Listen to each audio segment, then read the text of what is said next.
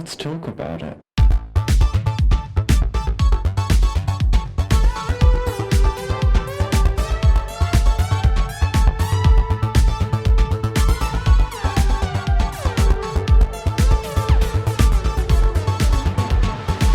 Hello and welcome back to Thicc Radio, the podcast where we talk about gaining and everything in its orbit. I'm James. And I'm Tim, so let's get into it. Today we're joined by a special guest. You know them, you love them. It's Richie. Yes! Hello! Richie! Oh. Hi! How's it going? I'm good. How are you? Oh, I'm so happy you're here. Ah. I'm so happy to be here. Thanks for having me. I'm doing very well and just excited to talk to you all today. I've been really looking forward to this episode. No, I really have. I really have. Because I feel like you and I have had some really cute chats in the past. Like, you know, we'll get into this in the episode, but like you grow your own vegetables? To a degree. I'm not quite as an epic farmer as I once was, but I do grow tomatoes and some other stuff. I'd actually like to do more of that in the future. I mean, listen, ever since then, I've just been enamored with how you approached like food and everything. And that's actually going to be the theme of today's episode. You know, we're kind of talking a little bit about what I would term diet conscious gaining. And as a reminder to listeners, we're not talking about diet like we're on diet, you're trying to lose weight. A diet is technically defined as any variation of consumption of food you go on with particular intent. So like being vegan, vegetarian, gluten-free, lactose intolerant, those are all variations of diet. And as gainers, we are technically on diets, like the sort of joking, quote unquote, seafood diet. I see food, I shall not like, you know, that diet. So just to clarify before anyone comes for this, we are talking about forms of gaining and living your life in a way where it's just not shoveling meat for the most part. Like shoveling meat. Fried food. There's just something about the mental image of shoveling meat. Just a face full of hot dogs in your face. You know, or as the self-admitted butter queen, you know, that's been my cure-all for the skinny disease. And, you know, perhaps some other ways to garner calories that mama hadn't considered previously, and today could be my intervention, so who knows? Could be, yes. Today could be the day. So for the sake of the listeners and just, you know, part of the conversation today, can you please tell us what kind of diets you adhere to and why? Well, that's kind of changed over the years, honestly. I actually did the vegan diet for about 4 years. And at that time I was quite thin, and that was kind of part of it for me, was to be really healthy, be fit, active, yada, yada, yada, which I have been for most of my life. And then it kind of turned into vegetarian. I introduced dairy back into my diet. And nowadays, I'm not really even vegetarian anymore. It's kind of fallen off. I don't eat meat a ton just because I don't love meat. Yeah, I try to incorporate a lot of vegetarian and vegan principles into my diet, so I'm getting enough, you know, vitamins, minerals, fiber, vegetables, all that kind of good stuff. So yeah, it's changed. It's always kind of in flux.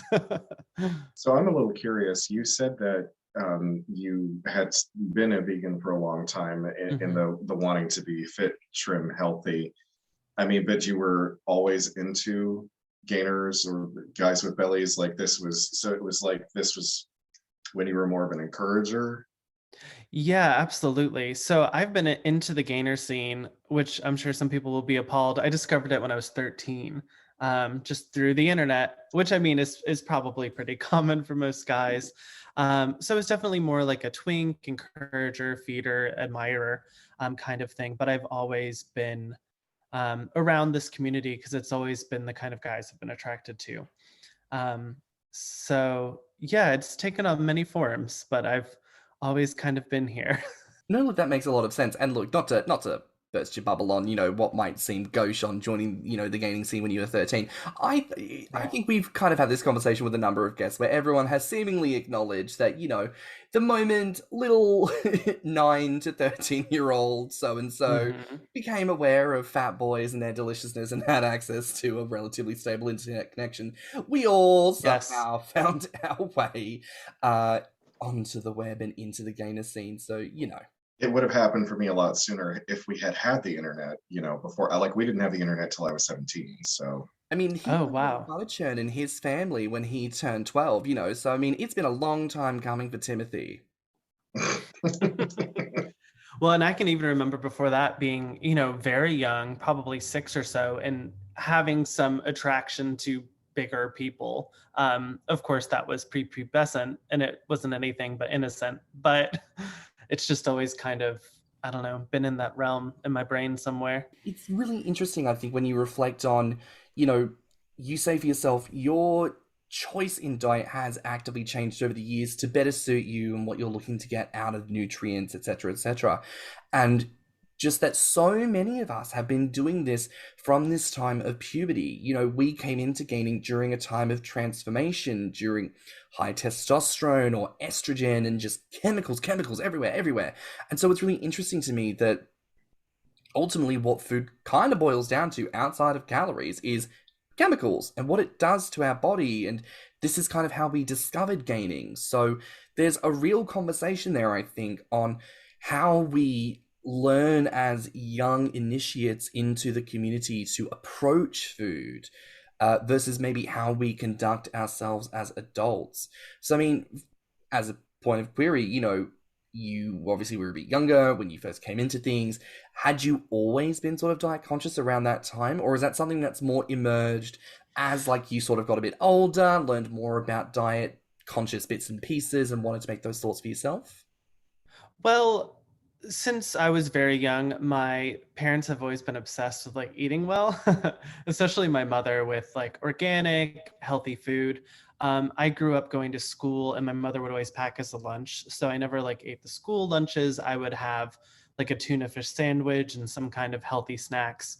Not that we were ever really deprived of anything. It's just what she kept in the household was more or less nutritious and healthy. So that's just something I kind of grew up with. And as I got older and more interested in gaining,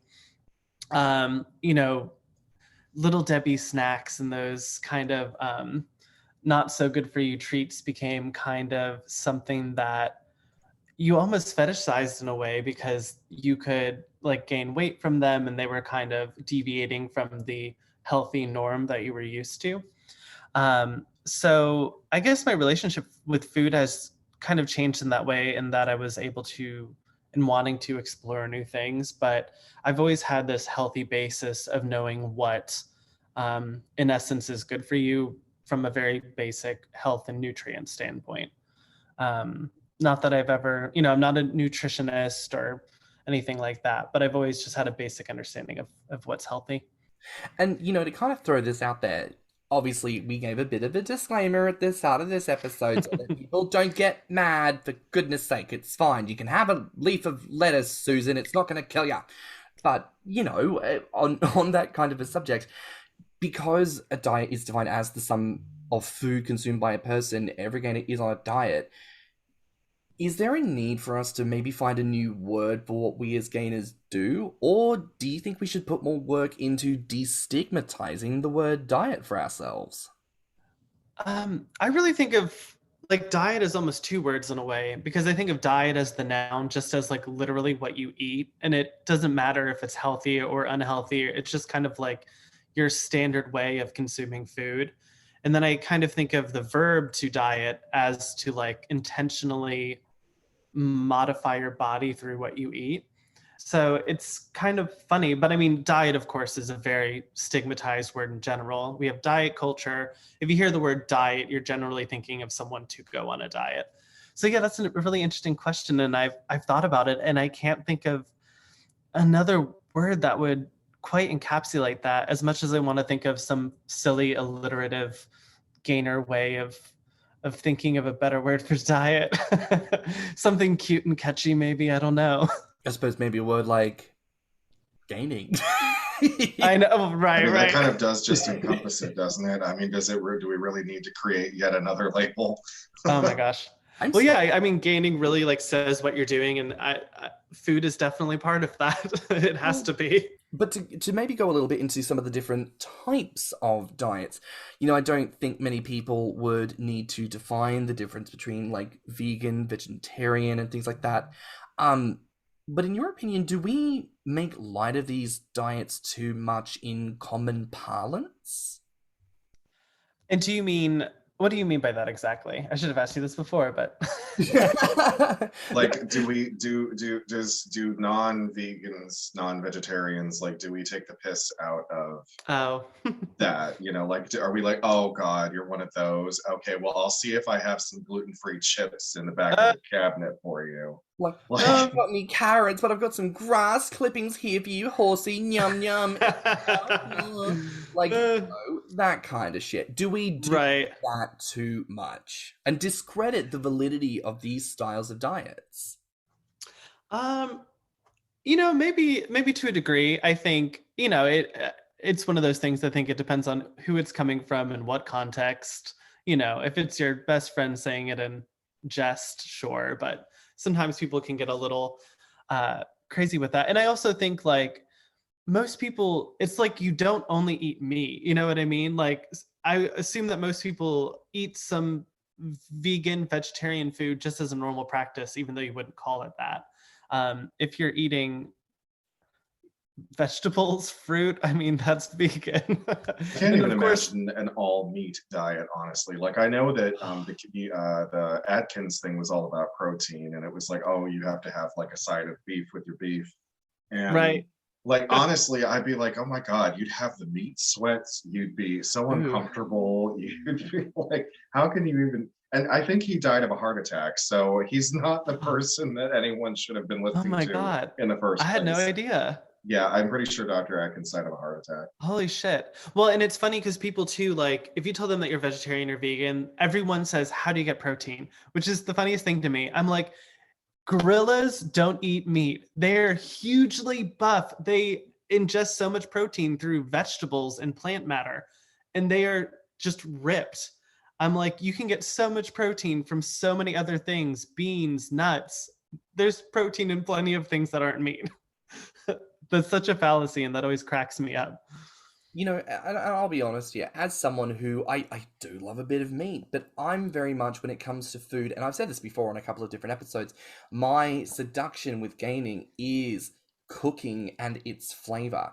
So when I consider meat and my love of meat, it doesn't come from that perspective of like, real men eat meat and blah, blah, blah. Because I have had plenty of fucked steaks in my lifetime that I would have very gladly had a lush salad over. You know what I mean? So to me, that's another thing of it. If I had to eat nothing but meat all the time, like, I love a perfectly cooked piece of meat.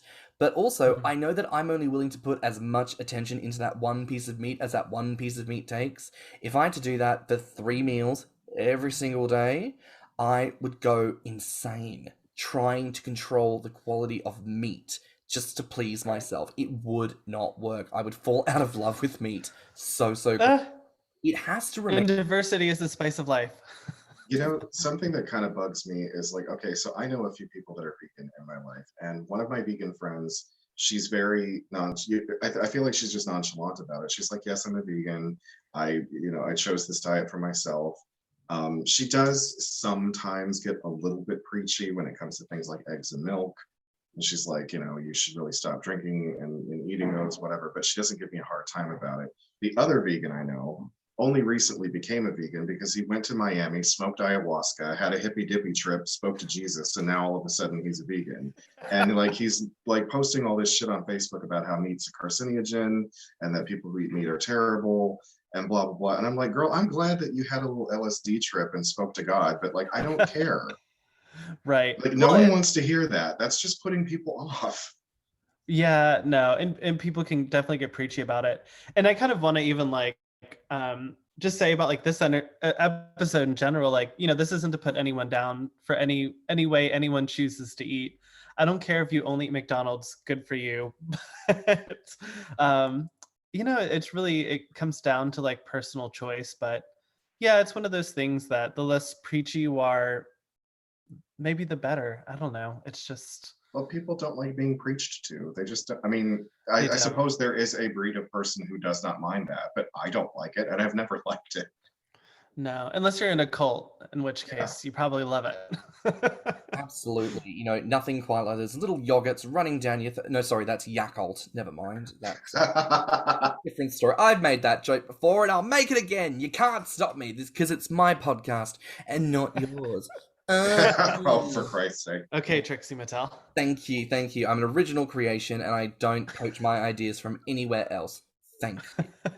But we on that note really did touch on this a bit during the episode on cooking, because so many gainers have grown into their gaining, ironically, not knowing how to cook, because as a culture we only seem to talk about junk food diet. We only seem to talk about, shakes that you can make because you don't have to cook anything. It's cream and it's milk and it's an egg and it's a jar of peanut butter and it's a bottle of oil and it's this and it's that. And it's like, after the witch's brew is done and you've removed yourself from the bathroom for the 15th time that evening, like, surely you do think to yourself, because like I've had this moment where like at some point in my day, especially if I've not had proper good fresh food for a while, I will sit there and go, God, I really would love just like some lettuce or a carrot.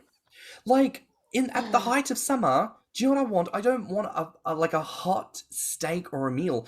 At the height of summer, I want like a fresh garden salad. I want it wet and crispy and just like, I want it cool on my tongue.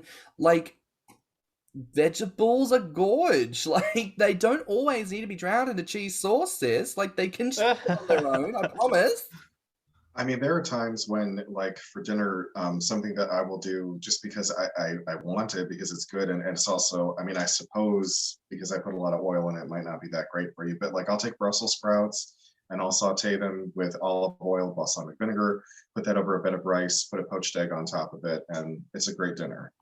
That sounds incredible. And like oil in general, like, is a good gaining option, and it's not like inherently horrible for you. It's actually pretty heart healthy, I'm sure, to a degree.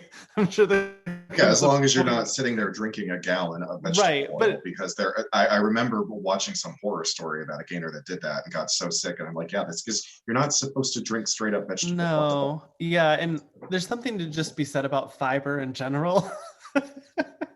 Oh my God. Listen. I know that it's not like technically like a food necessarily, but like psyllium husks. If we can just on the glory that is psyllium husks, especially if as a gainer you happen to be indulging in a very junk food heavy time in your life, you know what I'm saying without saying it, ladies. Yes. Psyllium husks will assist you during this time of trials and tribulations. So get onto it, girl. It's flavorless. It grinds down into a beautiful fine powder. You could literally have it in water. Like, I'm not kidding you. It's so easy to consume, and it's great for you. So just be aware. And I will say, there was a time where I was eating more junk food, and I eventually got to the point where I was like, I think I need more fiber. And I was taking fiber pills, and I feel like it still doesn't quite do the job as like fresh vegetables and fruit will do. I mean, there's something to be said just about a side salad with your dinner. You can still eat fried food and other things that are, fattening, but that will still give you just a solid cleaning out. I mean, even in basic cooking, girl, like, you look at any curry recipe, it doesn't matter how spicy it is, there is always a spoonful of sugar in that. And it doesn't matter how good your cake is, you will make it 10 times better if you add a spoonful of salt. And of course it seems counterintuitive, of course it seems like madness, how could this ever work? But that's because the universe has been trying to tell us all along, a little bit of diversity can cut through and actually make it even better. So a bit of side salad with your heavy mac or lasagna or whatever else you've got is not going to steer you wrong. So I think we need to be, as a community, a little bit more on this, because I do think to myself sometimes, like, if you came into the community today, a new initiate, and you got the opportunity to look through the portfolio that is gaining, which is basically to look at the global news feeds of every major platform we're on, see what people are talking about, see what people are propagating, like, what have you learned about gaining? It all comes down to eating nothing but junk food. It all comes down to getting other people to pay for you. It all comes down to stunted emotional connections. There's a lot wrong with what we are teaching the next generation of gainers. So I do think we have a responsibility to at least talk about the validity of just other things. Right. And I think that, as I said, there's so many different kind of gainers in the world. Some guys get off on like absolutely only eating garbage, and they like kind of the deterioration of gaining. So everyone has their own thing, which is totally fine. But I think for most people, like, kind of the beauty of it lies in the balance. At least for me, if I get too crazy and I only eat shit for a while, eventually I'm going to start to feel like shit. And then I'm going to like swear off gaining for a while, because I just can't do it anymore, because I can physically feel my body like breaking down. And I know it's because I'm not eating well and taking care of myself. I'm not getting fiber. I'm not getting antioxidants. I'm just inflamed. I can feel my lymph nodes getting inflamed. I'm sure there's plenty of other guys who felt this way. It's not the best feeling in the world. And it just kind of sets you up for getting sick in one way or another. I personally can't do that for any length of time. I'll never forget one time when I was still with my ex-husband. He had a friend come up and visit us for a week, and she was a bigger lady, older lady, and she wanted to do a lot of the cooking for us because we were giving her a place to stay for a week. And I swear to God, we didn't eat a single vegetable that whole week. I mean, she made this thing like Dorito pie. Have you ever heard of that? Because it's disgusting. It sounds bad. Yeah, and I was just, finally, by like the third or fourth day I looked at him and I said, I have to eat broccoli, because if I don't eat something green, I'm going to die. And he's like, yeah, I've been feeling like shit too. I'm like, that's because everything has been drowned in grease. I don't know if any of it was truly edible. So I went out and I bought broccoli, and she was like, oh, do you want me to cook that for you? I'm like, no, I got it.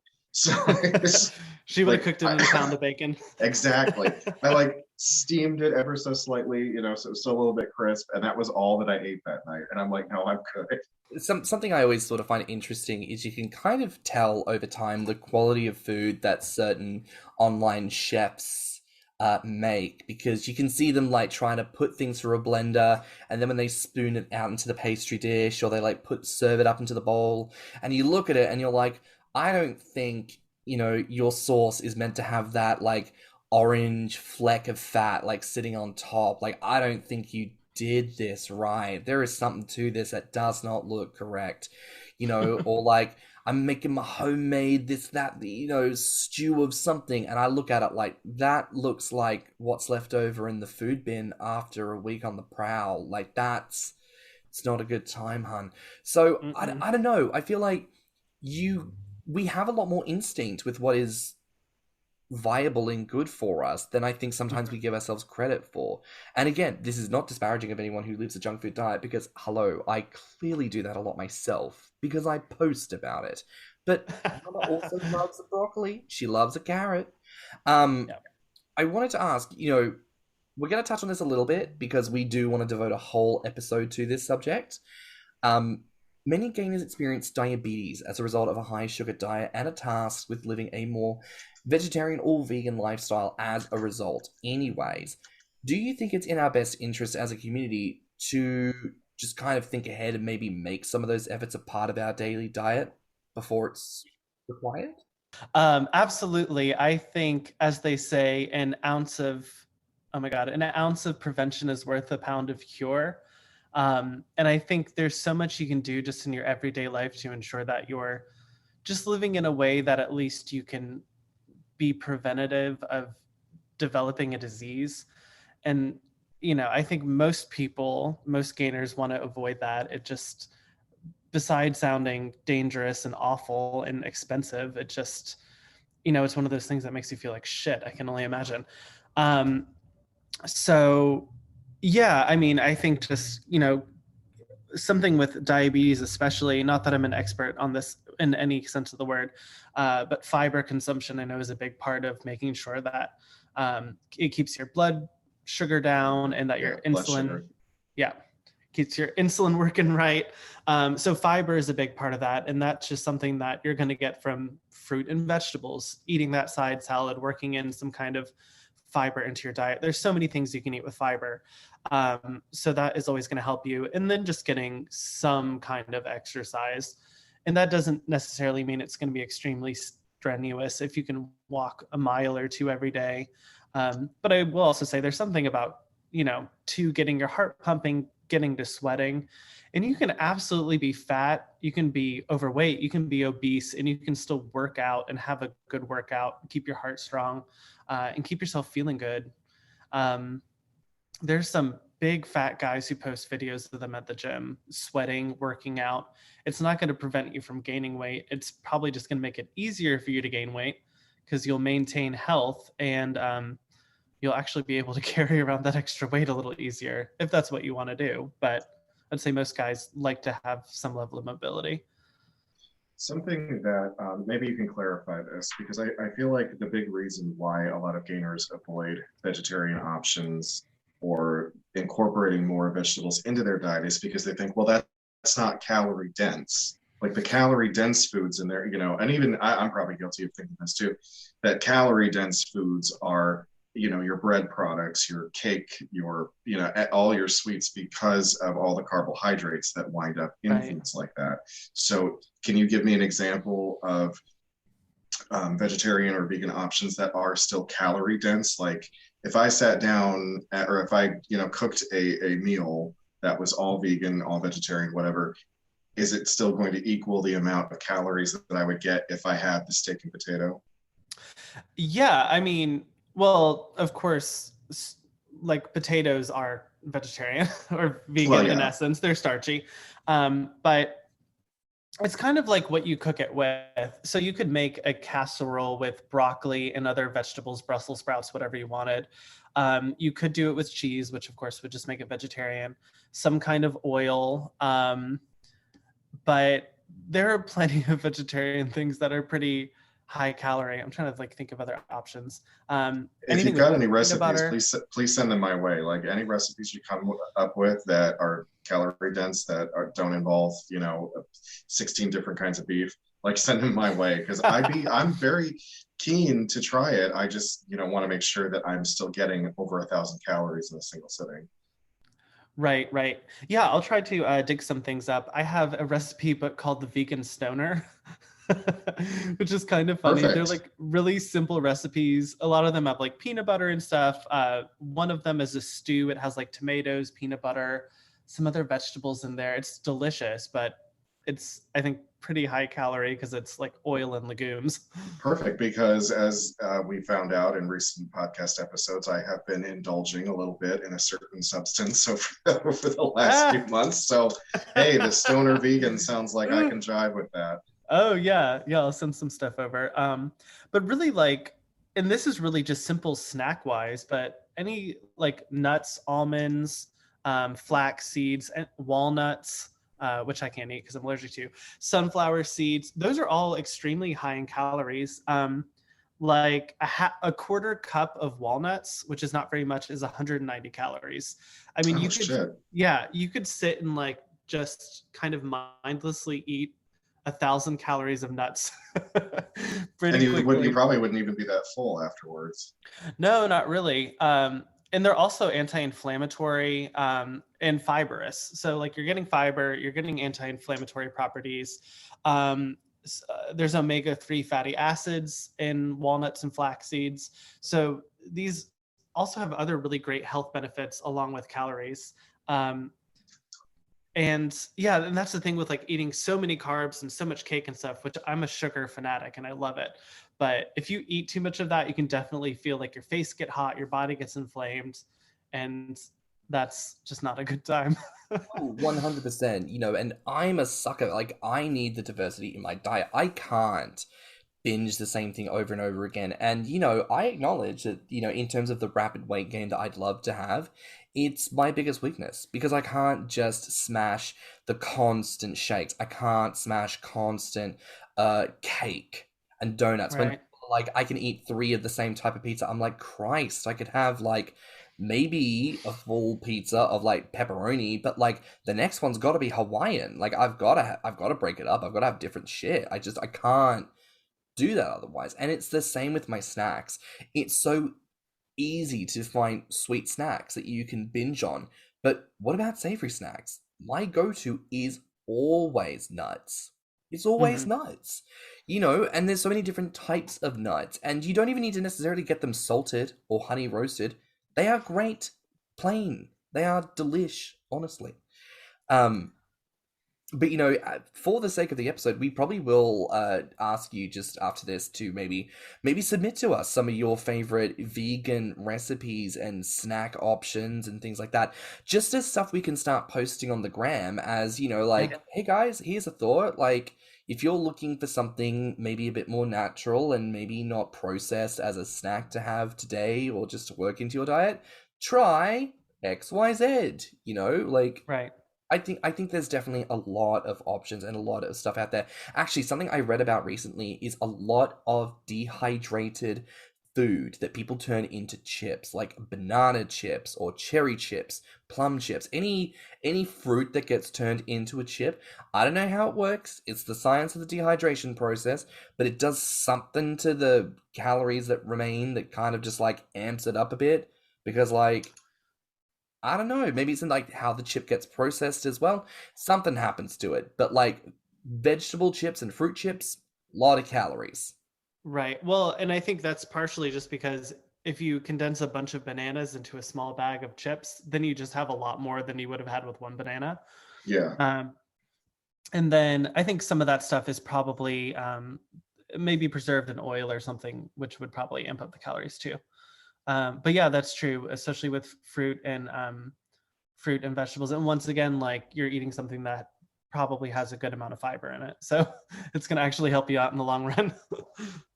I was going to say, if we want to circle back around to the fiber thing for a minute, if you really cannot see yourself eating any fruits or vegetables, if this is just something that like, it's like the crucifix to the vampire for you, just drink Metamucil. And so many people like discount that, and people even laugh at me for drinking it. They're like, oh, what, you got a problem? I'm like, it's not just for constipation. Like Metamucil actually promotes regularity and again, picks up random blood sugar from your or random glucose from your small intestines to control your blood sugar. So like Metamucil actually has some pretty banging effects on your body. So just drink it twice a day, and then there you go. You don't have to eat any fruits and vegetables if you're so adverse to it. Right. Yeah, it's just being regular is such a blessing just because if you're not, it can get painful, you get hemorrhoids, there's a lot.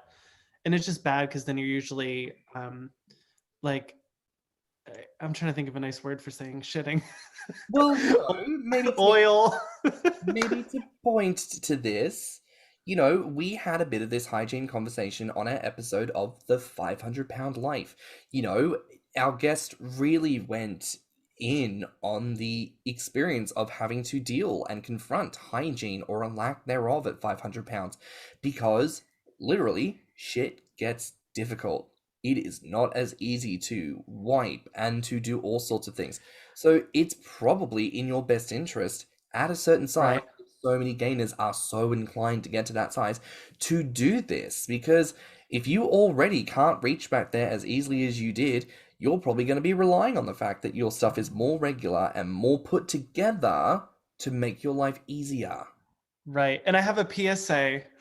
JK, everyone, this entire episode was just a PSA for me to tell you, if you do not have a bidet attachment for your toilet, what the hell are you doing with your life? Oh my I'm god, buying mine for Christmas. That's my Christmas gift to myself. I You want can one. you can buy one for $30. You literally just hook it up to your water where on your toilet. It's mechanical with water. You don't have to plug it into anything. And listen, since my husband and I got it during lockdown, like our lives have changed for the better. I mean, do you want a clean ass or not? Toilet paper doesn't do anything.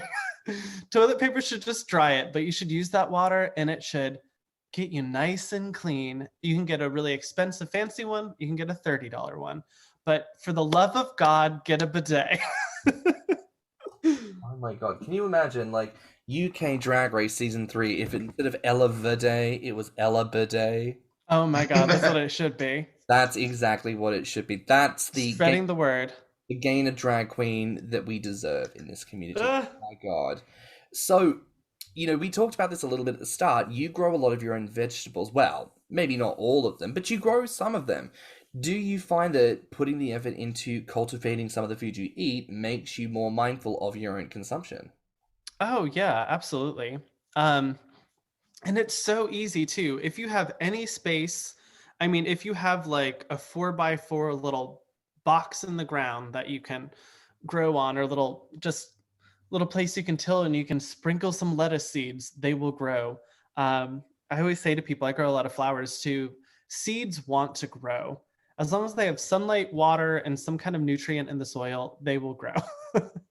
You say that now. However, as a person who has attempted to do this before, I have things working against me. One, I have the opposite of a green thumb. I kill all living plants that come into my home. I don't know how I do it, but I manage to do it. Two, anything that I plant in the ground outside, the dog loves to piss on. Oh yeah. Well, you have to keep your dog away. Because I've tried. You try keeping a 100-pound Old English bulldog away from your. That sounds like a personal problem. But if you could, put something around it, something that would keep him out. And yeah, growing things inside, I do feel like is a little different. I'm not as good with house plants as I am with plants outside. But yeah, growing food is so rewarding. It really, I mean, you just know where your food comes from. It feels kind of magical to eat it and to harvest it. I have raspberry bushes in the backyard, and every time I pick them and eat them, I'm like, oh, these are so healthy and tasty, and they're fresh, and I know that they have vitamins and fiber in them, and they're so delicious. I don't know. It makes you happy. It makes me happy. I don't know. Maybe I'm just a curmudgeon or an asshole, but I would take those strawberries or the raspberries and just dip them in champagne and just drink it. I wouldn't even eat the raspberries. They'd just be floating in my champagne flute. Yeah, I grew these and now they're soaking up the alcohol. That doesn't make you a curmudgeon, darling. That makes you an alcoholic. They're too. Yeah. It makes you fabulous. Yes. Furthermore, I wouldn't say that you're not a curmudgeon. I just think that I interpret that as I know. Differently. We do have some listener questions, darling. Richie, if you're interested. Mm-hmm. Now, absolutely. We decided to include some that because, of course, as we were saying before, some people don't necessarily take certain types of diets seriously, and we have been thrown a couple of the typical questions that I thought perhaps you could put your hand to answering because you're a strong, independent woman who can slap away the haters. So, Richie, are you ready? I'm ready. Ready. Hit me. Ready, gal. She's ready. God damn it. Well, the first question was actually, what are some of your favorite vegan or vegetarian snacks? They don't even have to be gainer themed, but we've kind of talked on that already. So really, we're looking at nuts, fruit and vegetable chips, fruit. Peanut butter. My God, I love peanut butter. I eat peanut butter every day. I like peanut butter, but I see people who are on one of those fat diets just eating spoonfuls out of a peanut butter jar. Now, and I'm like, I can't do no, I don't like it that much. I'll do it. I like it. I scoop it out and just eat it. I had a trauma as a child because my mother I remember this day, it was in primary school. My mother made me a peanut butter sandwich for lunch, but it was a 40-something degree day, right? Which in American terms is 100, 98 degrees. Okay. 110. And I had to eat this peanut butter sandwich for lunch. And not the natural peanut butter, but just the cheapest store-bought. And it's like you're Alyssa Edwards. Your tongue is stuck to the roof of your mouth. Nothing, you swallow, but it's actually hurting the flesh in your throat. All it is doing is pulling at your flesh and sinew. And I was sick everywhere, in like a bin in primary school. And for years, I could not stomach peanut butter. I would smell it and I would just, I couldn't do it. But I was turned on to like other brands of peanut butter, like natural peanut butters, where they don't use so much oil and they don't use so many preservatives to make it so goddamn thick. Where it's like, if you get the kind where like it's a little bit too oily, like you kind of just tip the oil out, or like get that bit and squeeze it off, or do what you need to do. Like you can do that. You can affect a nicer peanut butter that way. So my personal recommendation, if you're not a peanut butter person, try one of those fancy natural nut peanut butter nut looking things, because for me it worked a treat, and it's delicious.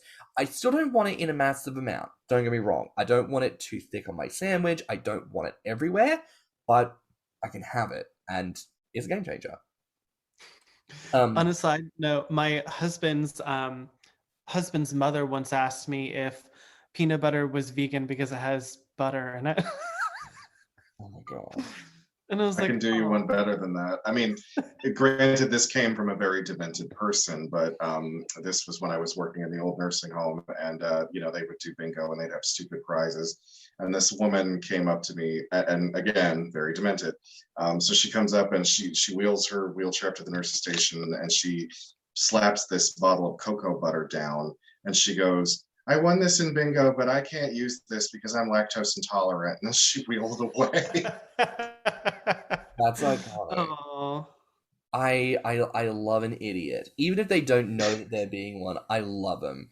Truly. Like I worked with a girl recently who said to me, you know, something, like, you know, like trying to do like alphabet where it's like whiskey, bravo, tango, blah, blah, blah. And she was trying to spell something with a Q in it. And then she just comes up with like, it's Q as in cucumber.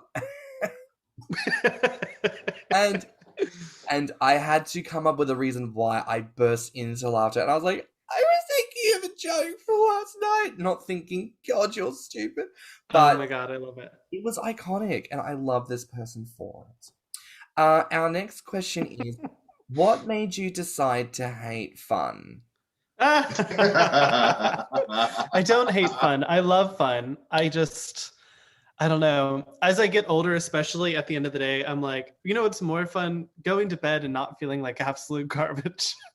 Well, you know, there is this cultural thing about meat loving, you know, I mean, because especially like when you take the summer months, it's like, oh, everybody wants to barbecue and you got to have your baby back ribs and your burgers, your dogs, your bratwurst, and you know, everything's wrapped in bacon and everything is soaking through the paper plate. And like, but this is considered Americana, you know, we're a meat loving nation.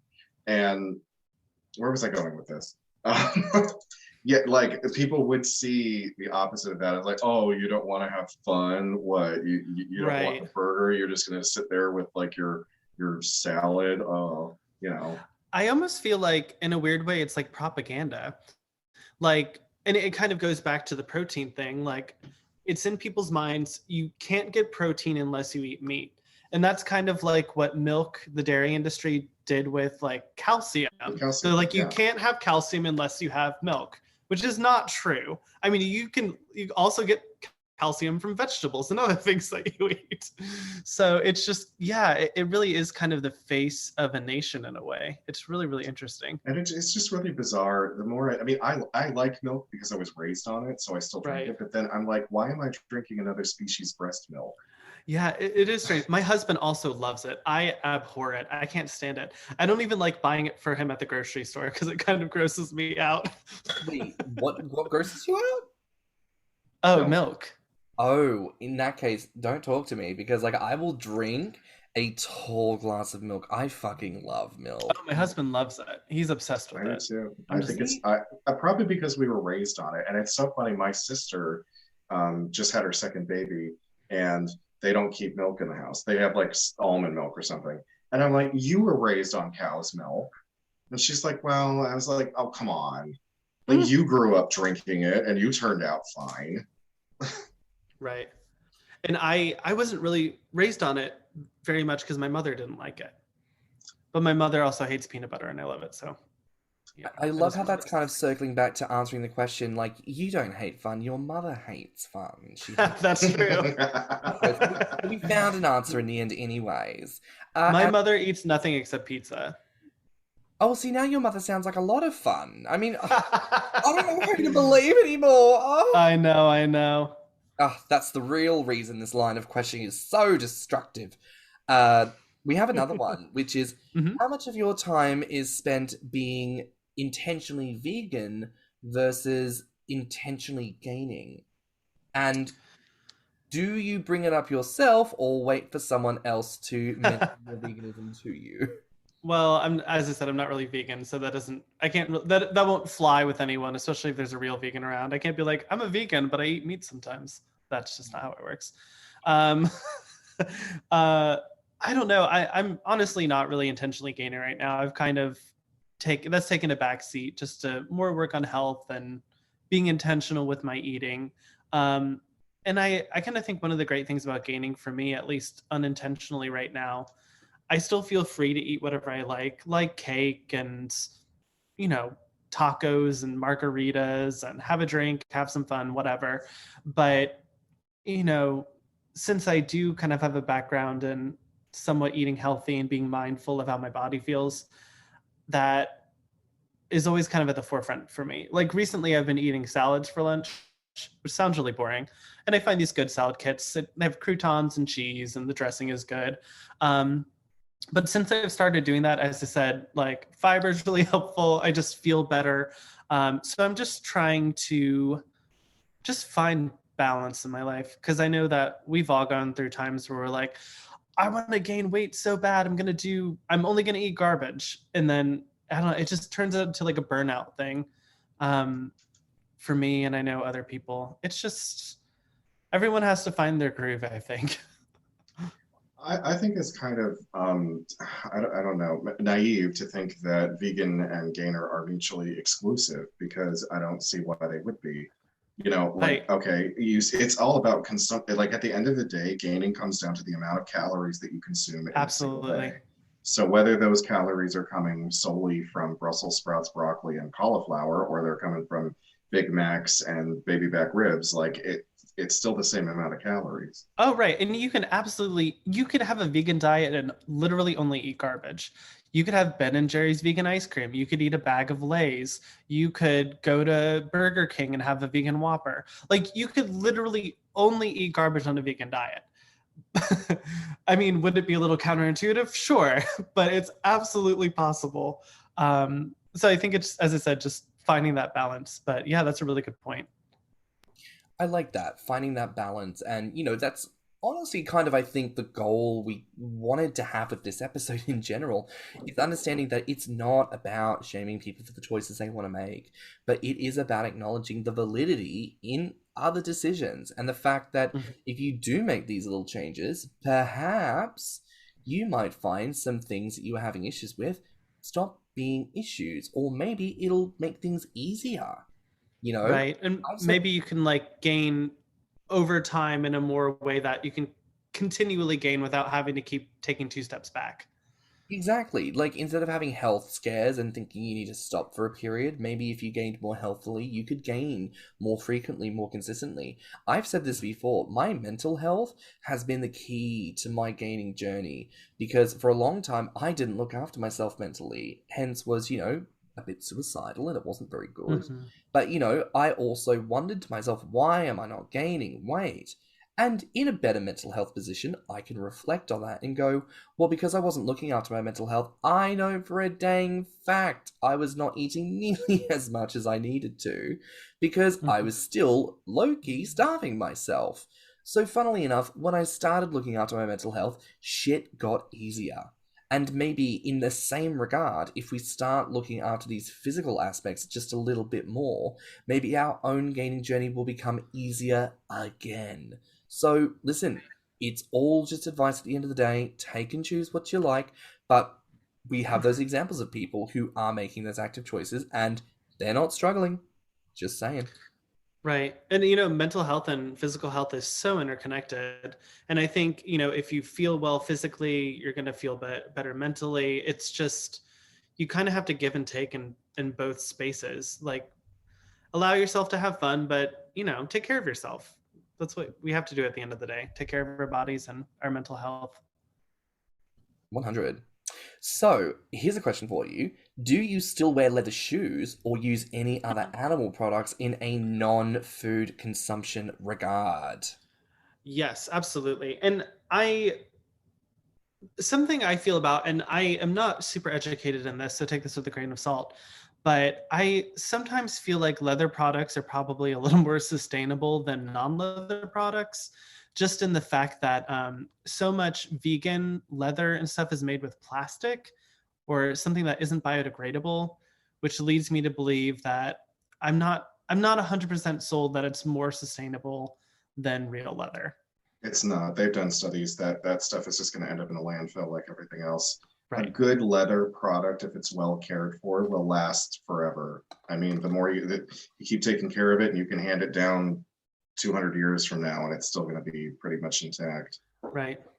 Yeah, and that's kind of where my thought process lies.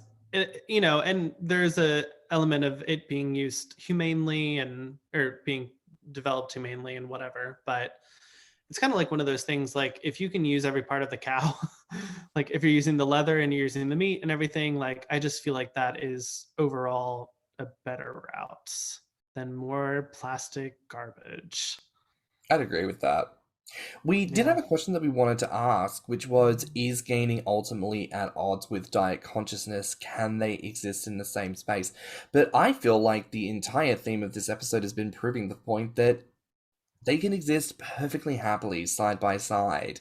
So I Yeah. don't think there's really much more to say on that. No, and really that question just made me think, yes, in that you can gain in a healthy way and it'll support your mental health. Like I don't think they're at odds in any way, because if you want to gain, it's going to make you happy. But if you're going to gain, you should keep your body happy. Just stay happy all around. No, I agree. And really, here's a last question for you. What do you want to see in the future for diet conscious gaining? That's a really good question. I think kind of what like Tim said, just like looking for those recipes, um, just kind of having like some kind of resource would be really interesting. There, you can get on Tumblr or anywhere else and find 1,000 different gainer shake recipes that are mostly oil and butter and dairy. Something that is probably going to give you an explosive experience in the bathroom. But it would be interesting to see, yeah, maybe those like gainer recipes that are heart healthy, that have fiber, that have good oils, that ultimately are going to be calorie dense, but support your body. So I think that'd be something kind of cool to put together. The health conscious gainer. And you do see, like, I feel like some really big gainers talk about the importance of eating nuts and just kind of what they snack on and how they keep themselves going. So yeah, I think that would be an interesting thing to develop. Tim, what about you?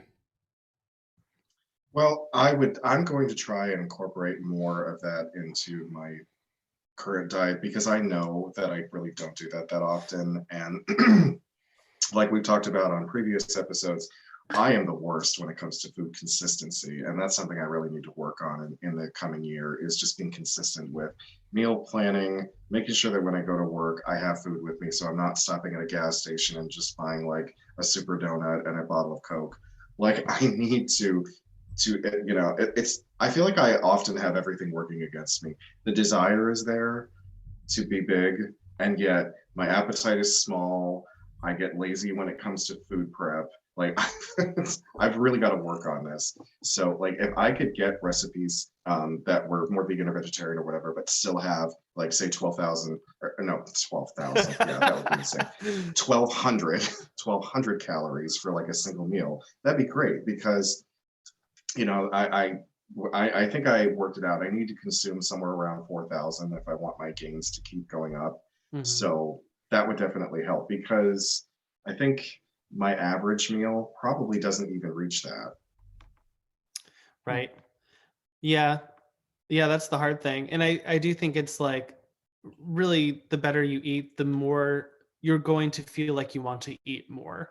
It's like you kind of talked about eating shit for 3 days or whatever. It's like at a certain point, your body literally is like, I can take no more. I need a break. But if you're consistently eating high calorie, but stuff that your body can process and is happy with, it's like your appetite is gonna stay with you. Oh, 100%. It's so much easier to work with your body than against your body. Funny that. You put Right. the body in, Yeah. probably get better results. And, I have disclosed this previously on the podcast. My blood sugar levels are something that has come up in conversation with medical professionals recently. And I don't want to be in a position where I am being sort of obliged to lose weight due to my diet decisions. So, this is as good a time as any to be more considerate about the things that I put in my body and making my gains more sustainable and keeping me out of the doctor's chair. So, these are all things worth considering. But Richie, I just want to say thank you so much for your time today. And where can people find you? You can find me on Instagram. My handle is teaserfeeder. And you can also find me on Grommr. And my handle is thegreatfatsby, like the Great Gatsby. And if I can plug it, I have a Patreon called Teaserfeeder, and I make like teasing audios and videos on that. So I am actually very pro having people plug their Patreon because it's good. It's good shit. I just wish I have fun. I mean, people subscribe and check it out, honestly. But that's it for another episode of Thicc Radio here. Oh my goodness. Please remember to like and subscribe, rate us 5 stars, and leave a good review. If you like this episode, the podcast, or just us in general, share it with your friends and encourage them to tune in. As always, you can find me on Grommr, Instagram, and TikTok at stannnum, and Twitter and YouTube at stannnumg. And you can find me on Grommr as Orpheus. You can find me on Instagram, Twitter, YouTube, and TikTok at Thiccy Mouse. And of course, you can find more of what we've talked about today on Instagram, Twitter, TikTok, and Patreon at Thicc Radio. So until next time, bye, Fats. Bye, Fats. Bye. Thank you. Let's talk about it.